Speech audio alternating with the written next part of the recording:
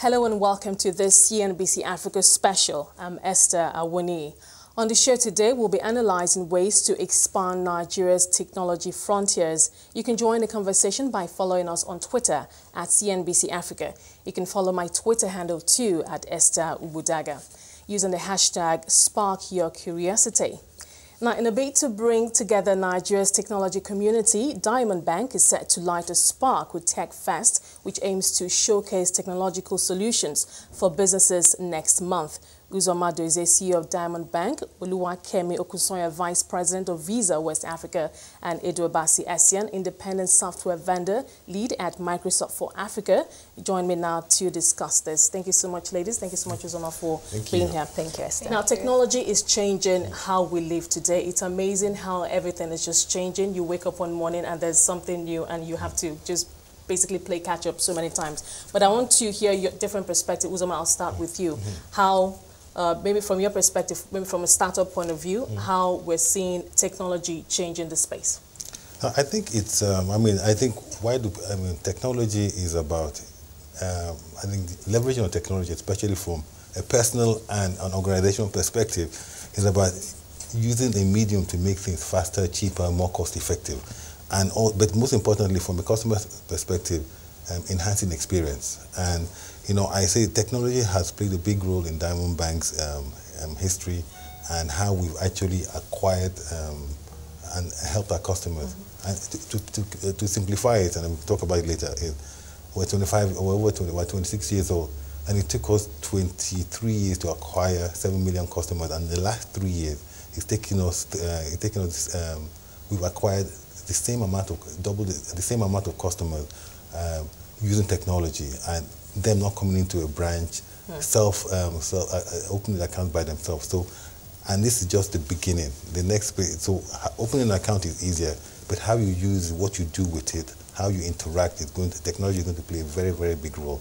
And I think the youths coming behind us are going to expect how they interact with banks in a way that they actually interact now, which is, for us, we know it's going to be mobile and it's not going to be checkbooks, cards or POS terminal. You better be so ready. So if you're not ready for that, so it means that, like when you're thinking of acquisitions or new process, you're thinking, what is it that 15 or 16-year-old is going to actually want and not what you already have today. So you have to now, and I think you have to keep cannibalizing your own processes to ensure that you still remain relevant to what the youth want.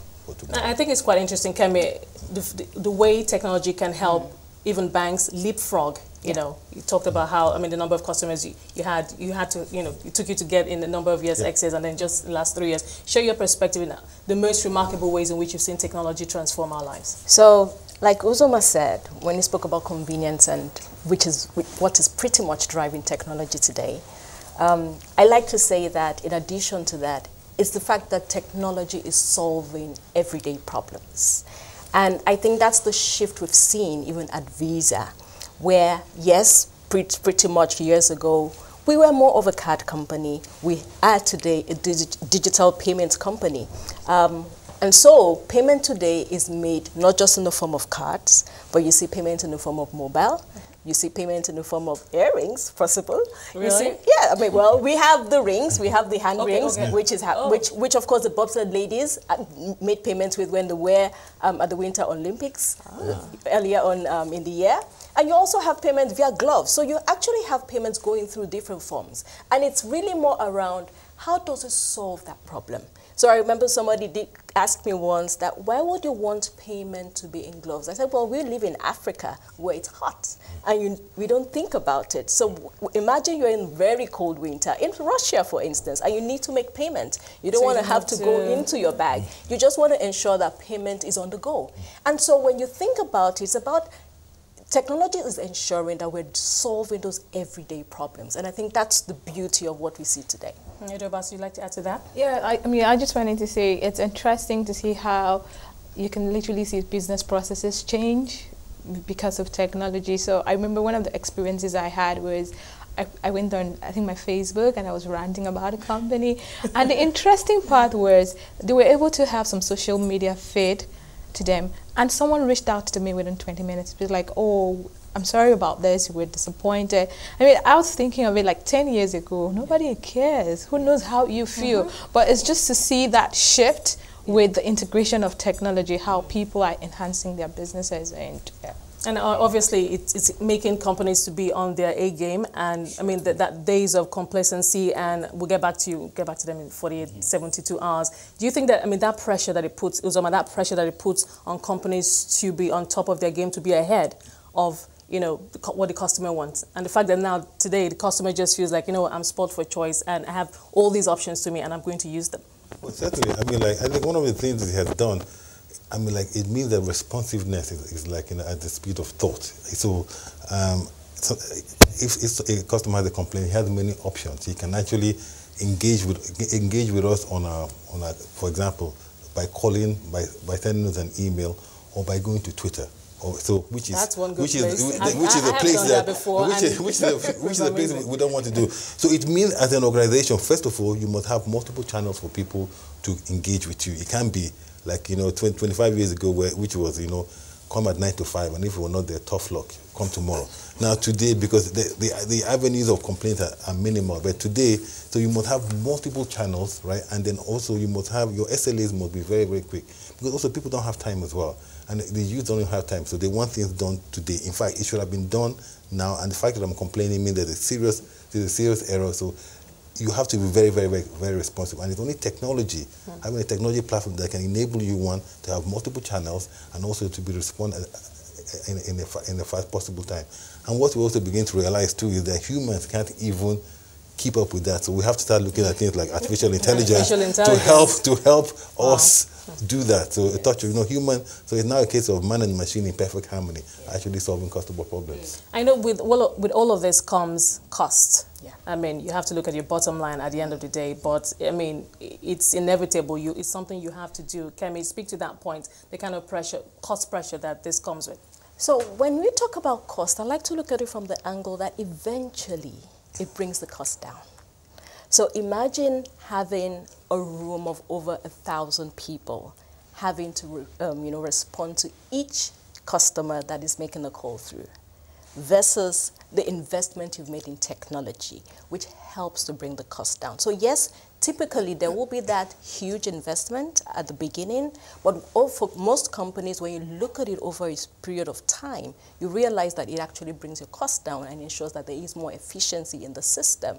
So yes, you could call it like, it's a big decision companies need to make, because you need to think about that investment initially, but over time, you look at the fact that, yes, it's bringing my cost down, it's ensuring that I'm more creative, it's ensuring that I'm more innovative, it's ensuring that there is efficiency within the organization. So yes, I think that's the way I see it. And for us at Visa, when we look at the investment we've made, so today we have a global network that ensures that we connect over 200 countries globally. Now, at every second, 65,000 transactions are completed. Now, that can only be possible because of the investment we've made. Imagine if we had to go the manual way. It will definitely be more expensive. So when you look at it from that perspective. Now, EduAbasi, sometimes I think of, yes, costs, it comes with costs, and like you said, Kemi said, it's inevitable, but sometimes I hear it's getting the technology is one thing, deploying it, being able to use the technology properly in a manner that also helps you improve on your bottom line is another thing. I would imagine it's not exactly given that if you invest in it, I mean, at the end of the day, you get, you know. Yeah. So, I mean, I'll say from a cost standpoint, from a Microsoft perspective, one of the things we do is we kind of sit with organizations and actually do sort of a cost-benefit analysis for you. So it might not be you getting the return from the first year, but it's more like looking at the roadmap. So what advantage is this going to bring? And how am I going to recover the cost and even get my profit and all of that?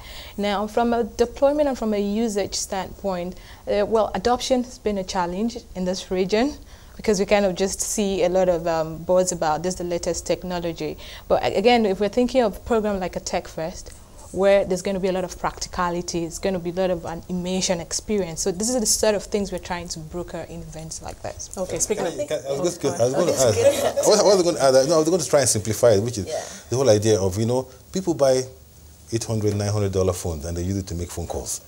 But meanwhile, there's a reason why it's $800, $900. It's actually supposed to use it to change your life, into a digital life. But what do people do? So the whole idea of investing in technology, it's not the cost. It's a cost when you don't actually use it or leverage on the functionality. And so what we're trying to do as an organization is, every time we invest in technology, you also have to invest in things like in deployment. You also have to invest in training and adoption. So if you don't do that, then what you're going to see is a big cost as well. So I think there's always the right decision. It's always the right decision to use technology to do things faster, more, because it removes a lot of risk in the business. But then if you don't it can actually have work a against good you. execution plan, it will be a very costly exercise.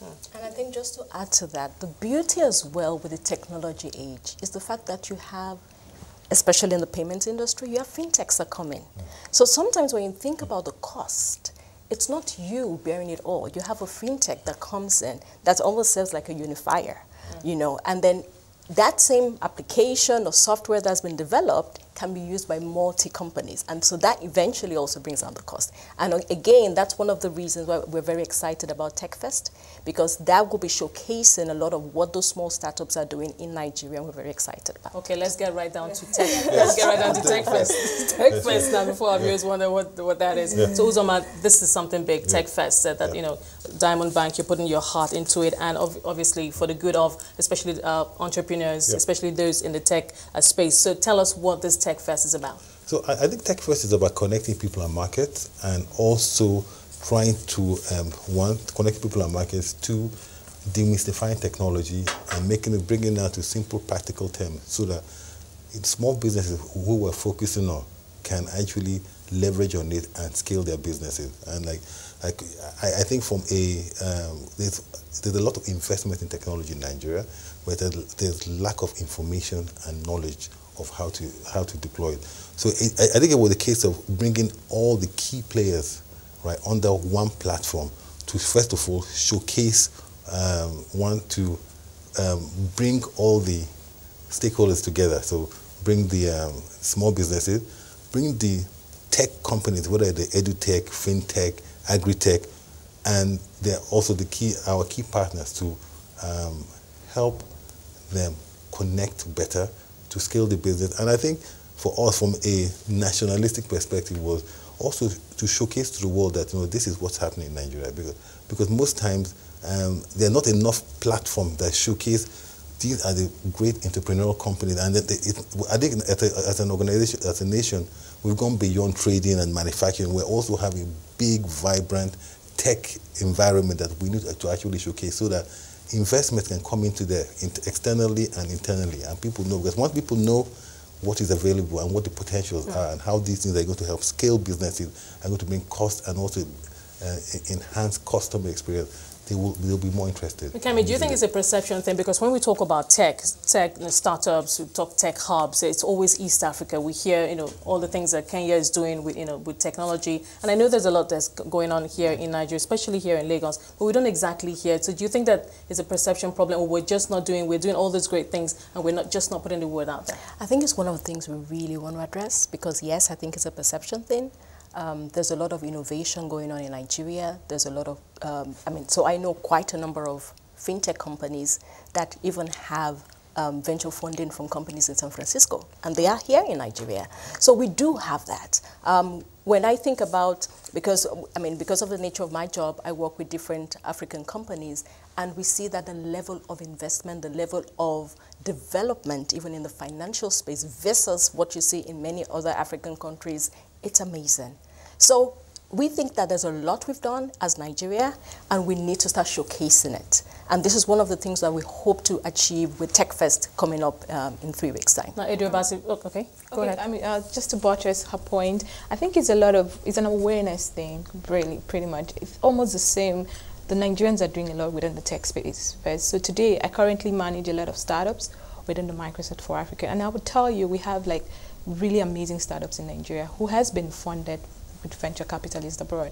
But we haven't just done that. We're not good at pitching that story for everyone to see. So I think that's one of the things we're trying to do with the TechFest, to have people see what's happening within the indigenous companies and what they're able to do within the technology world. Okay, what would be unique about Tech Fest? I know you're bringing a lot of great minds together, and I mean, I was asking earlier that would there be potential investors there for those startups who need, desperately need capital? But what would be unique about this festival? Well, I can't speak for everyone, but I think from where I see it, one, it's actually been pitched by Nigerians. So it's a Nigerian affair. That's one. It is not. It's not an event that is one company running it. It's a collaboration of companies that have come together, because we know that the impact will be much higher. Because what we're trying to show is that I think in the new age you also need. It's not about owning and acquiring anymore. It's about collaborating and sharing to make bigger impact and getting the right partners to do that. And I think that's what we're also trying to show. And then it's also about simplification. So not much storytelling, but actually showing, experiencing, and we're also bringing some hubs in to actually show what they're doing in their incubator space, so that people can say, this is what's coming into the market that we live in every day. But was it difficult to pitch this to Visa and Microsoft? It was. Did you go to them and say this, and they were, oh, you know what? Yes. They were very excited. I think the excitement about it is that everybody that is a part of TechFest has been. I think we all have the same ethos, and which is customer centric. And so it was very easy it was very easy for them to understand. And we talked about, instead of share, it's not about share of customers' wallet, but share of life. How can we make a bigger impact in their life? Together. Together, and to integrate into people's lifestyle. So if you look at everything that either Microsoft or MTN or Visa are doing, it's all about how do we just use technology to make it simpler for people to go about the day, to read, to see, to go logistics. That's what we're trying to do. For those who are wondering who would like to be part of this Tech Fest, Kemi, what kind of innovation is going to be shared? What should they look forward to? So last year, I'm sure quite a number of people may know, we launched the QR payment solution. What is that? With just a simple phone, a simple smartphone, a consumer can scan a QR code and make payments to a merchant. Why did this come about? For a lot of small merchants, you've always heard of challenges of we don't have a POS device. We can afford it. I mean, it's not profitable to the bank, it's not profitable to them. And we as Visa, we had to think about how do we solve this problem. And so today, with the solution we've designed and launched in the market, that the average person can just walk into any corner store and scan a QR code or make payment via a USSD. So even if you don't have a smartphone, with a future phone you can make payments. Now what is exciting is on the day of, at the event at TechFest, all the merchants available on store will actually have the QR code. So people can actually test it and have a feel of it. And what we expect is that a lot of the small merchants that are also coming, the SMEs that will be coming, can also get activated and start using this as a form of payment collection in their different businesses. EduAbasi, what does Microsoft bring to the table? Is it under wraps or? I think pretty much it's around. I'd say in general there's going to be more of a practical experience. It's going to be less of Microsoft showing slides or, this is what the new solution is. It's going to be SMEs feeling, interacting with the solution and understanding how it can make sense to them. So I'll give an example, an SME that's looking for maybe an inventory management system. So you can begin to look at an inventory management system, you can navigate it, you can feel, you can ask questions, you would see representatives to know how does this make sense to your business. So that's just one of the many things. One of the many, the rest okay, I'll come back to you, look for another way to get that out of you. So for those who are watching and telling themselves, wow, I want to be part of this, how can they be part of this? Well, one, since it's a tech event, and we're trying to get people to start using those expensive phones of theirs, so whether you can download the app on Android, so the TechFest app on Android, or you can go online to techfest.ng and register. It's free, but you just have to register and get your registration. But it's free for everyone. The whole idea is for people to come in and experience, and we're trying to make that easy as possible. And to make it more interesting, you're doing something called the Battle of the Hubs. Tell us about that. So Battle of the Hubs, really, we have organizations who actually help incubate companies to help who have great innovative creative ideas, and the whole idea is to not only just help them build their solutions but also ensure that they are sustainable. So it's an advisory incubator, and so what we want to do is actually bring it on stage as well, so that we can create awareness. So TechFest is also an awareness platform.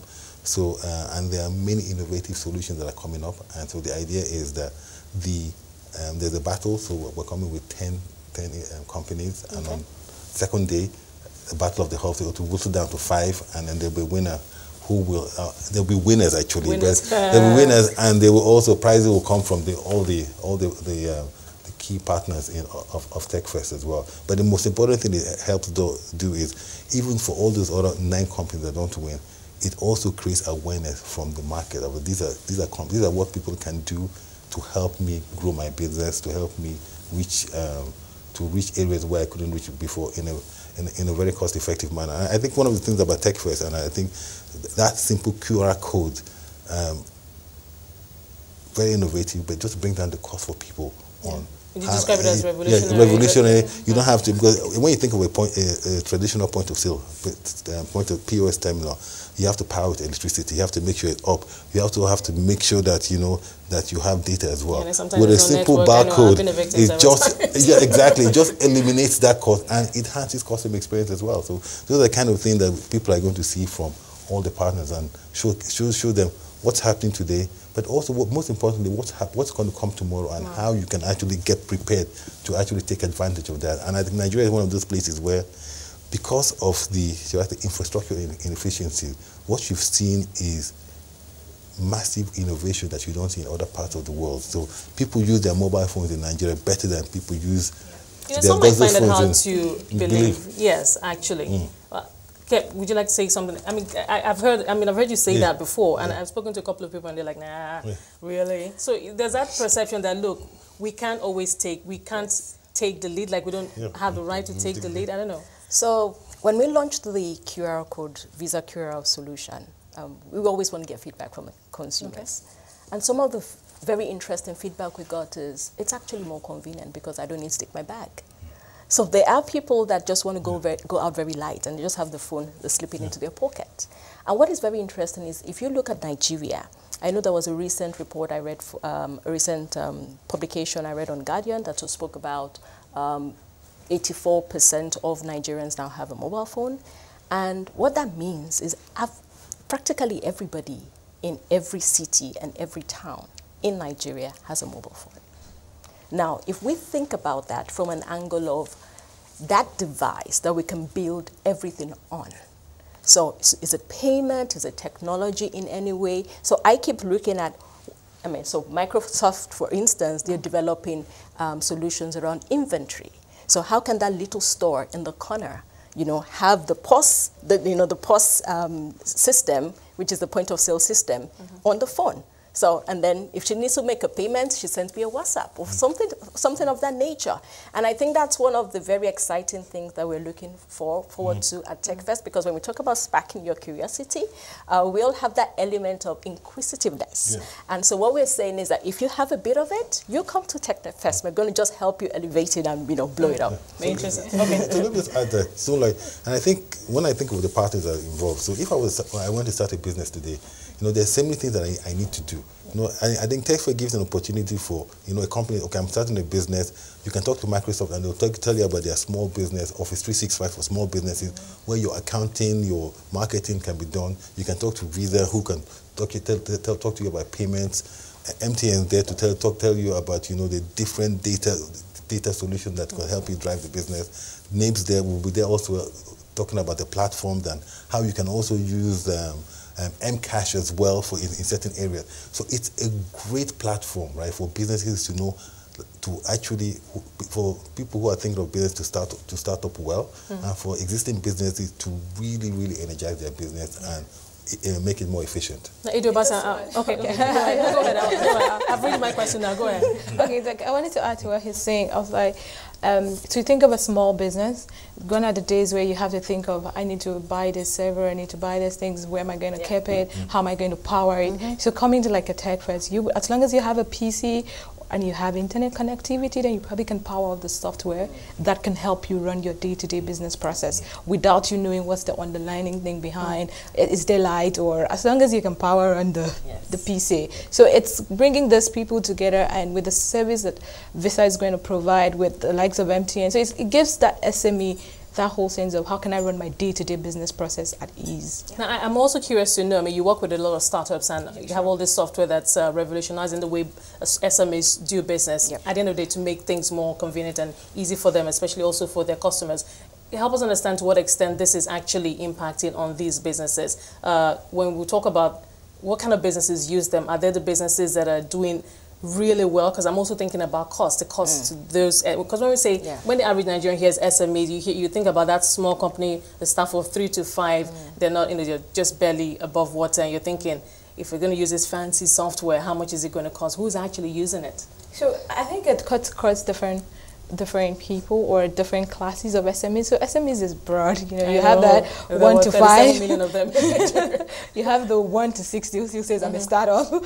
They're different, but I think the cost of it is pretty much, you can have an SME solution from different partners. People have a cost for like maybe 20K or 15K. It's like a monthly subscription. Okay, most of them are running like sort of a monthly subscription, which at a point you can say, at this point of my business, between this time and this time is not a traffic period. I don't need it. Or maybe during the Christmas time, I have high traffic because the sort of thing I do, then I can put it. So it's a bit very flexible, irrespective of the kind of business. Okay, Kemi, I saw you shaking your head. You wanted to ask something? Yes. So when she was talking, what came to mind is the fact that part of the key pillars around TechFest is the co-creation and collaboration. And one of the key things that we've seen at Visa is the fact that, yes, you may have that solution that may be expensive in terms of the cost, but you have a partner that hosts it and ensures that somehow other people can plug into it. So eventually, yes, today, it may still be at 15K, but over time, you probably start paying just about 1,000. And I think that's one of the beauties of technology today and the co-creation and collaboration that we all stand for here. Well, we're going to take a quick break. It's been a pleasure talking to you so far. We'll take a quick break and pick up from where we left off.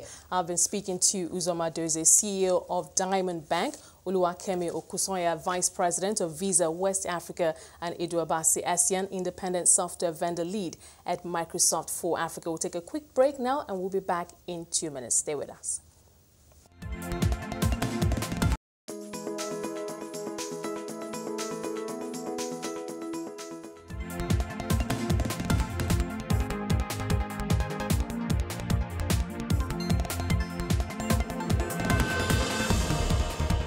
Welcome back to the CNBC Africa special.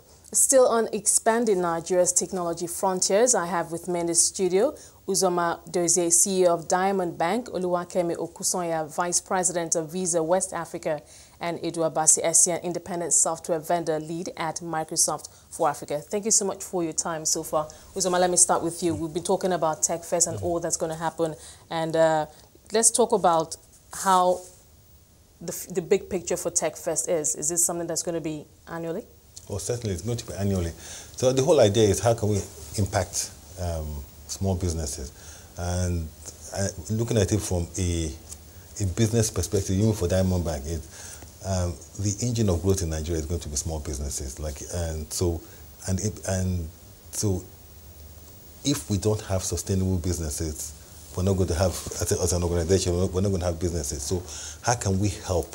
So we need to invest in that. And I think for us, TechFest is one platform where you're creating awareness. You're also creating opportunity for people to understand what's happening, and which will bring investment, whether it's financial, whether it's also the will to actually deploy, use technology to actually create more innovations that businesses that we use. Because especially in a country like this, if we can bring down the cost of doing business, if we can increase transparency as well, and if we can increase, collaboration, it will make businesses more sustainable. And so businesses fail when you don't have the right enabling environment.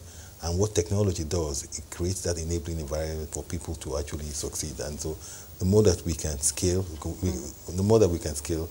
better the chances. Okay, so when you look 10 years from now, you look down 10 years from now, what is it that you want Tech Fest to have become to Nigeria, to startups, to the tech space?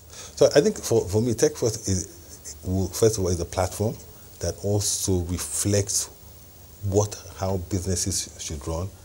So we take which is, like I said earlier, collaboration and sharing and finding the right partners as well. Secondly, it's a platform that also showcases what is happening in a country like Nigeria, and an opportunity for people to showcase what is coming next. Because the technology that is available, that is used in other countries, whether it's elsewhere in Africa or in Europe, will be applied differently in Nigeria. So you have, for example, in the banking space, the innovations in the banking space are applicable to Nigeria because of how customers want to do things, but infrastructure that you would not see in other developed countries. And so it's also, I have I think there are legacy challenges globally, which determines how people use technology.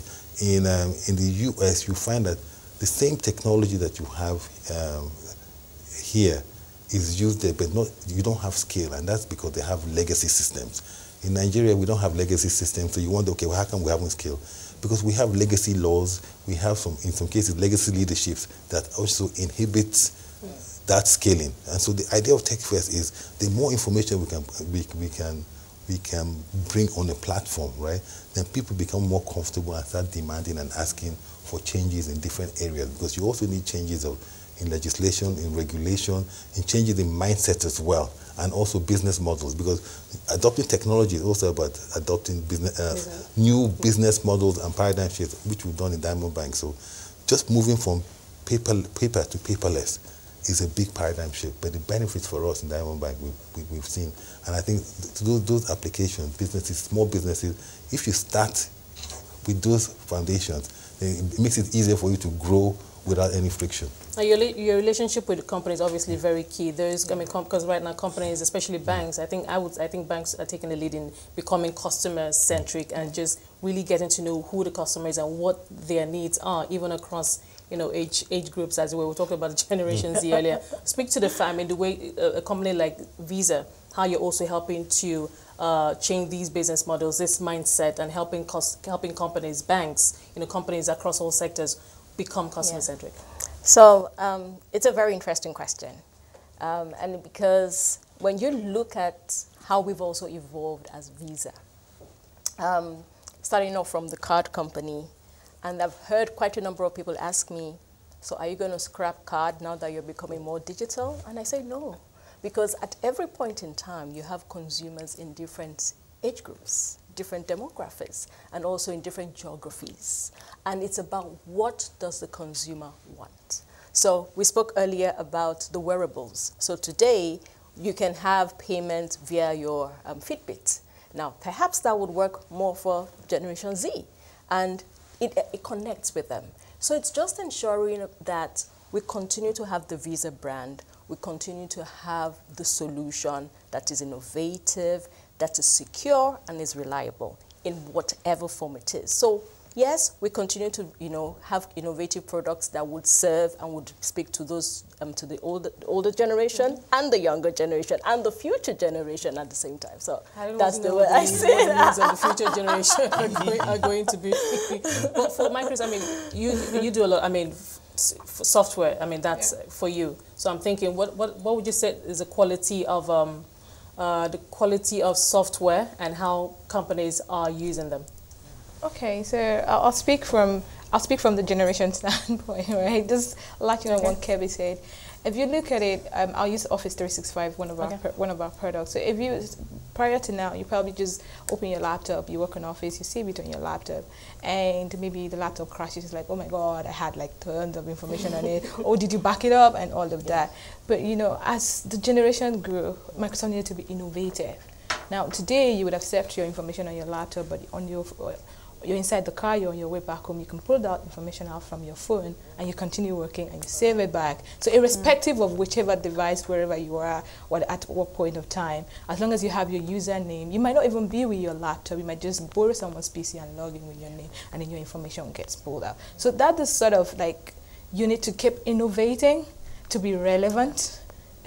with all the age brackets. So, I mean, that's the same model that from a Microsoft standpoint, we're trying to adopt. So whatever the next generation Z have to offer in terms of demand. Well, you just say, okay, you just said to yourself, okay, we imagine that this is what their needs will be, and let's just go with it. Yeah. Well, you would do that, and you also try the market, and you would see, does it work, or does it and sometimes it's also about trends. It's about consumer shift. It's about what you see they gravitating towards. So the only reason why there's a lot on the mobile phone today is because it's obvious that it's that one device everybody takes around. So that's what pretty much drives it. It's about the consumer patterns. So we continue to study that. You know, we commission different research companies across the world to study that piece so that we have enough information to drive what else we're innovating. I like that. I mean, that's a key part. I mean, data collect. Go ahead. So I don't know what my 15-year-old son is going to want or how he's going to do things in 10 years' time. But I think one thing that we'll all agree here that they're going to be mobile, they're going to be mobile, they're going to be agile, they're going to be very flexible, and change is going to be very frequent. Why today I like X, Y, Z, tomorrow I don't like this. So it means that your system or your business model has to respond in that matter. It has to be mobile, it has to be agile. Of course, maybe less tolerant to mistakes. Yeah. So, and it has to have change. So when you look at it, you can't do that by yourself. So as a bank, we're working with Microsoft. So we're moving from servers to cloud. Cloud gives us that agility. We're working with Visa for payments. So we're looking at from physical cards to virtual cards. So it's on your mobile phone. So dealing with all those things. You're talking to MTN because it's about data. It's about different forms of data. Looks like you're in the right company. So exactly. So because it's whatever you can do by yourself, you can't buy the experts there. So you're getting the right experts to ensure that whoever your customer is, we're working together, you can provide a solution that is mobile, that is agile, that is flexible, that is also responsive to the change and to the needs of the customer. You're also using artificial intelligence. Exactly. That is a big conversation. It's controversial globally, but here in Nigeria, it hasn't taken that turn yet because, I mean, we have pretty much humans doing pretty much almost everything for now. But tell us how the Diamond Bank story, how are you using AI? So I think AI, and I think part of the problem with AI is also the controversy of how it's going to be. AI is supposed to replace humans. So in a country where you have mass unemployment, and then you're now, as a bank, now you're saying, by using AI, it's going to enable you to cut staff and do more things more efficiently, more cost effectively. But I think Nigeria is also like, but AI can also help increase the number of jobs. It can also help increase productivity. And when there's more productivity, there's more consumption and more jobs everywhere. So it is the approach that you take. So if I take, for example, we use artificial intelligence from Ada, who was born a few months ago, and the whole idea of Ada is to help our customers consummate their transactions. So and another avenue in which they can do it, they can either do using the mobile app, or they can actually go to chat and say, okay, I want to transfer money to my son, and they will ask you who your son is, and you can put all these parameters in. So AI, first of all, is for us, it helps process things efficiently, and then it also remembers what you're doing. And then depending on the algorithm, it can also help Diamond Bank to engage with the customers much better. If you haven't done transactions with us, was there a problem? If you had a problem with a transaction, in normal language and not bank speak. I was not happy with Diamond Bank today. Why was that? Or I want to know what the weather is like. So it's not even, when I'm talking about banking, but also going beyond banking with Ada. So what do you like? What's your favorite sport? Football. So, you know, who's your favorite team? Man U. So next week, Man U won or Man U lost. Are you happy that Man U lost? And there's some other things that we can do with Ada, like, do you want to put a wager that Man U win? So working with our partners as well, we can integrate Ada to be your personal, Ada is your personal concierge, but adapted to you. And that's the whole idea. But it works on the market development side. It also works on ensuring that our customers are safe from the transparency, from the compliance side, and also from the customer experience and service side. So it had a lot of opportunities. What limits it is what the human mind can actually ask others to do. What are your thoughts, Kemi, on AI and how obviously we're still in the early stages, but it's something if we, I imagine that at some point we will run with it, but what are your thoughts on where we are right now? So I know when people go on and on about AI, I say it's just more data to utilize. That's the way I see it. So it's very important that we kind of demystify it. It's just the use of more data, ensuring that everything you want to do is a lot easier, is faster, is seamless. And you can actually get to use your brains for more important stuff. No, well, in fairness, actually, I have seen a robot, artificial, I've seen, I think it was in a hotel, making omelets and picking up your used towels. I mean, somebody did that before. So I kind of agree. I mean, I do understand your viewpoint when you talk about, yes, perhaps it may replace jobs. But hey, the same way Uzoma mentioned this, the same way it will replace jobs, it will create more jobs. Well, somebody has to operate. Because somebody has to operate. Somebody, and then it ensures that some people are also being more creative, creating solutions that will ride on the AI. Yeah. Okay. For other companies. So when you look at a lot of the apps that have been created by different startups, it's riding on data. So imagine if with much more data, then you can make your life a lot easier. So why, for instance, do we have to get up at all to perhaps go buy bread? Somehow, the store should know that I want bread this morning. I wanted to add to that. Interestingly, she gave the bread example. I wanted to give the example with the fridge. I was like, why should I be checking my fridge if I'm out of milk? It should tell me, oh, you're running out of milk. Yes. You should get, so at the end of the day, well, yes, jobs are going to be lost. But the example I like to give is years ago, when there was always a typewriter, there was an entire career path with a typewriter, because I remember my mom went to typing school and all of that. And when the PC was coming, I was like, oh, this is going to replace jobs. Yes, I mean, then people learned shorthand. That was a very tough thing to learn. True, wow. But say today, I mean, with computer, there's a lot more, I think there's a lot more jobs because there's a lot more fields into, you're talking about AI today, and this is where the birth of all this came from. So at the end of the day, we need to look at the future. Yep. I mean, if people don't move with it, then you're probably just going to remain there. And so if I think that's the very key comment. We have to look at it holistically. There will be more jobs created, and so I'll just give a simple example. So when we launched our better proposition, which was taking banking to the marketplace, so we developed a solution, a banking application on the mobile phone that actually displays the Adjust system.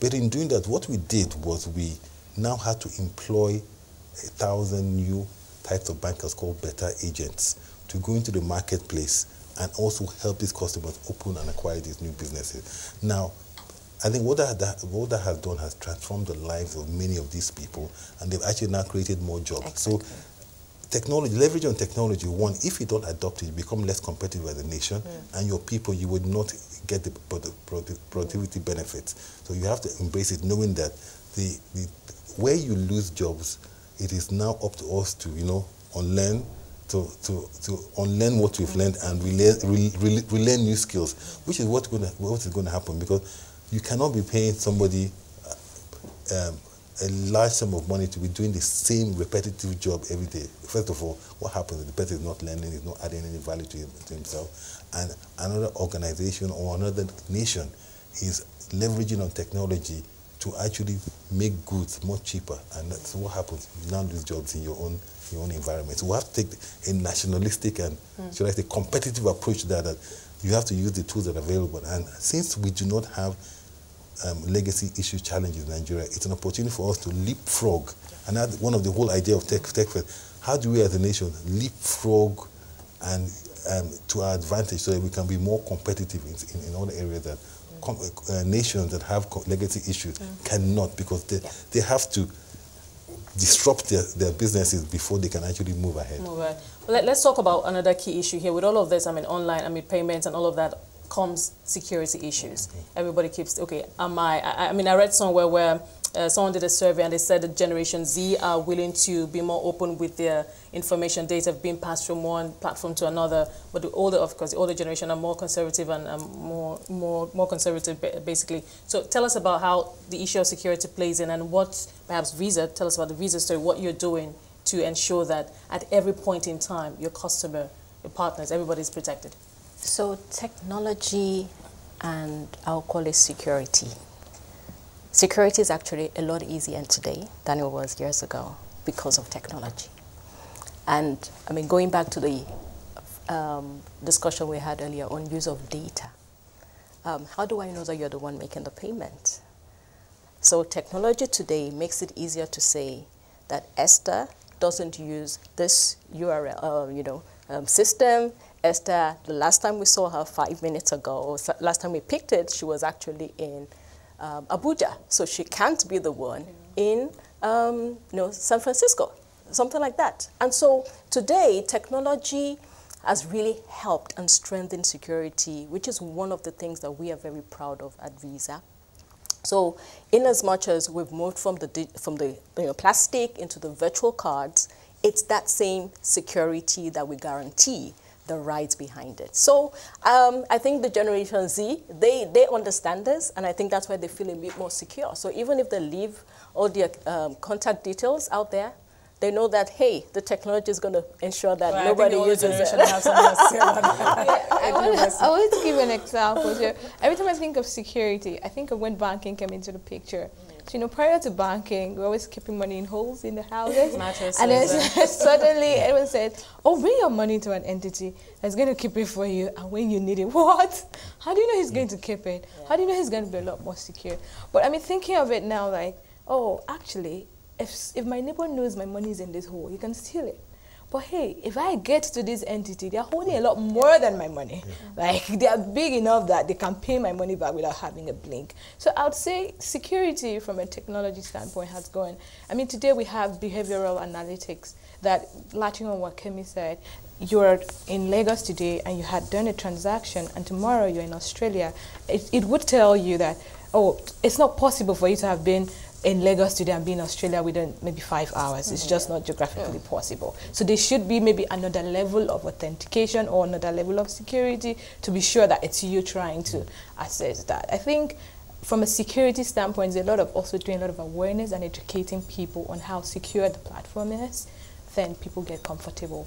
And I like to talk about this a lot of many times, because when we hear about those hacking incidences, it just it's actually quite scary. And I think about the Nigerian banks, and I am like, is my money safe? Is my data safe? I mean, I get emails from time to time. Even I have this apps, and I get emails, and they say, sorry, we've had a security breach, but we're working on it. And I'm like, why not take proactive steps? I mean, that's what I'm getting at, being proactive. Yeah. So and that's what you have to do, because should I say, the hackers or the criminals will move to where the value is, and the value has moved from cash to data. And so it means now that you also have to ensure that you are very actually proactive in terms of protecting your environment. And so we have, so not only, and as banks, we know that we're not experts in this in security, so we have partnerships or relationships with organizations, and whose job is, first of all, to try and infiltrate your system as well from a partnership perspective, and to show that you are disciplined in terms of the way you manage data internally, because in most cases it's not actually the penetration actually comes with assistance from inside the organization as well. Just like any crime, collusion is operational risk, and you say that is that the case most times. So you will find that penetration comes from the weakest point of entry, and that's what I mean. Like, so if you have a fortress, if you're successful in entering, it will be because you've actually entered through the weakest point. And I think cyber attacks follow that same principle, whether it's a human weakness or whether it's a systems weakness. But what we do know, again, and it's like the whole employment argument on technology, in the end we're actually doing more transactions today with lower risk, because of the risk of using technology really outweighs the risk of using manual process and relying on human beings who there are many operational issues that can happen. So we have less, we do more transactions on our mobile app than actually through the branch. But in terms of success rate of fraud, it's so much lower. Only that the news is always bigger when people when you hear one incident. When we hear one incident, it has the ability to impact on perception.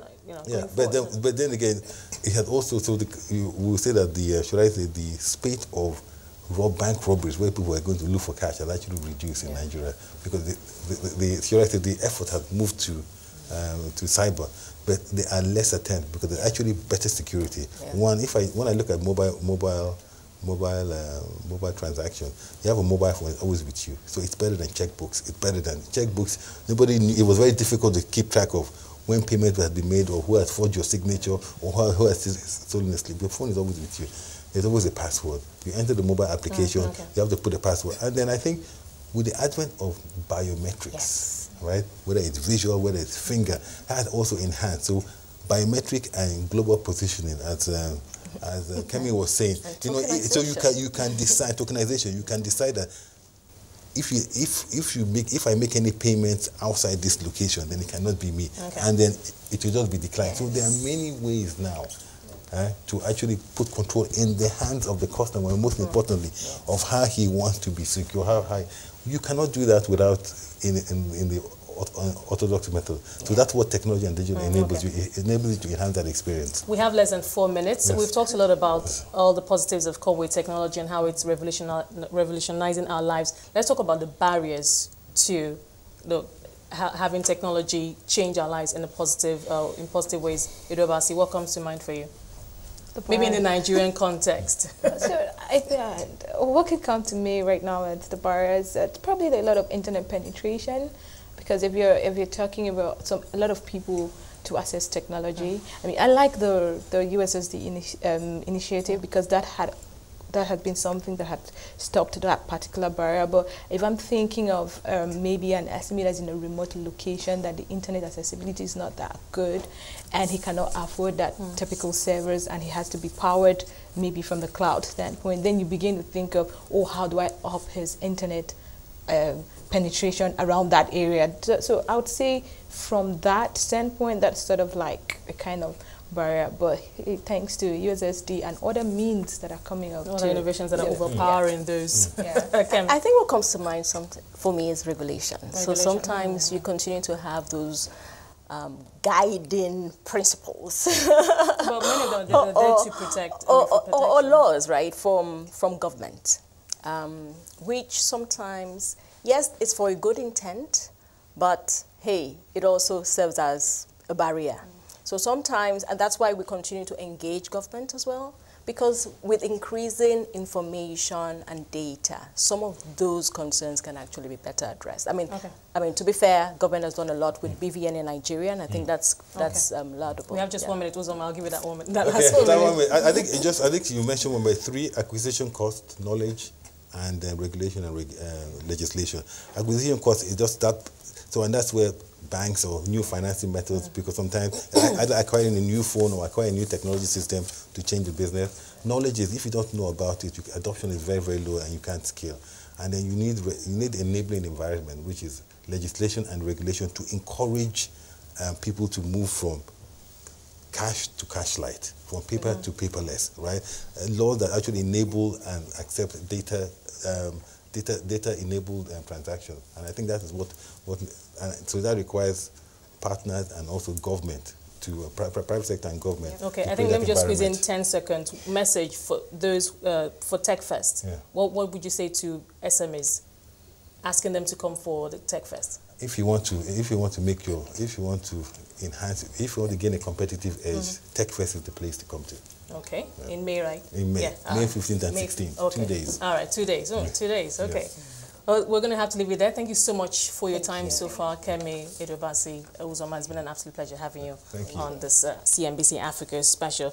Well, that's all we have time for on the CNBC Africa special. I've been speaking to Uzoma Dozie, CEO of Diamond Bank, Oluwakemi Okusanya, Vice President of Visa West Africa, and EduAbasi Essien, Independent Software Vendor Lead at Microsoft for Africa.